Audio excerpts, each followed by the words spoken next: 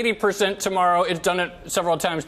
I noticed that over Thanksgiving, Mike Novogratz tweeted that he was like, he was thankful for a number of things, the Macy's Day Parade and the move into Ethereum. So he was sure to give that thanks. And as you noted, like his targets, they're basically almost already here. Right. I mean, and we've seen more retail investors. It's not just guys like Mike Novogratz who are talking about it. It seems like everyone is talking about it. It seems like we're pretty much already at taxi driver level, right, where your cab driver is recommending it to you. I kind of think that this is like the backwards, or sort of most bubbles start with like something that Wall Street people get into, and then they fan out into the world, and next thing you know, and of course there's that famous scene in The Big Short where Steve Eisman hears about a stripper buying and selling houses, like, oh, it's a bubble. Here it's like going in the exact opposite direction. So there's tons of people out in the real world who have bought cryptocurrencies, and guys like Mike Novogratz are still relatively rare, and they're like the one, in the new thing, they'd be like the stripper. But that's the scary thing. I mean, should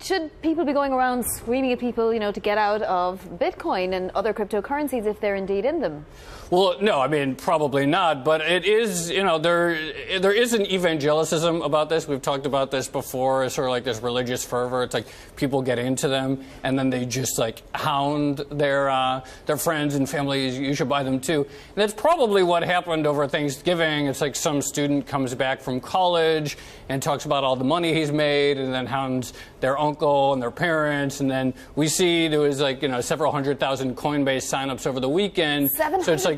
I think it was several hundred. I think it was like 300,000 or something. Well, whatever. It's still only a lot. 300,000. And so it's like there's like this evangelical thing where everyone's trying to get more people into it. Now, you've looked a lot at history of other bubbles, right? So you say this one is different because it's almost crowdsourced. It's very for the social media age.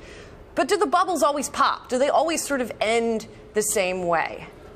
No, they don't always end the same way, but they always end, and they always end painfully. But the important thing to recognize is that it's just really difficult to call the top of them. And so you see these signs here and there. You're like, oh, someone said this. My taxi driver just said this. And that must be the top, and then it could go up another 50%. I mean, think back to .com, like there were signs in 1998 of people losing their minds over it, and then it went on for another 2 years. So while they do ultimately end in tears, it's just super hard to know when you're going to be the one holding the bag. Are we sure this is going to end in tears, or are there going to be a lot of us with egg on our faces saying, I was wrong? I mean, there's going to be a lot of people ending in tears either way, right? Like, I don't know, but... On one side or the other. Yeah, on one side or the other, because they're never, but I don't, the future is tough to tell. It's also tough to tell whether Wall Street will get a little bit more deeply into it. It seems like once it becomes more institutionalized that they could. What would be the level at which, we would need to take it seriously, if any? Well, it's interesting because we're talking all the time about it, and every day there's new stories about it, new things about people, and it's fairly small as a thing. I think I saw that the total value of all Bitcoin is somewhere around the level of GE. So it's we don't talk about GE every day, and even if there was a stock that was going up as fast as Bitcoin, we wouldn't talk about it every day. It's partly the size aside, and even speed of the acceleration aside, it's just the newness and the unfamiliarity that I think drives a lot of the conversation.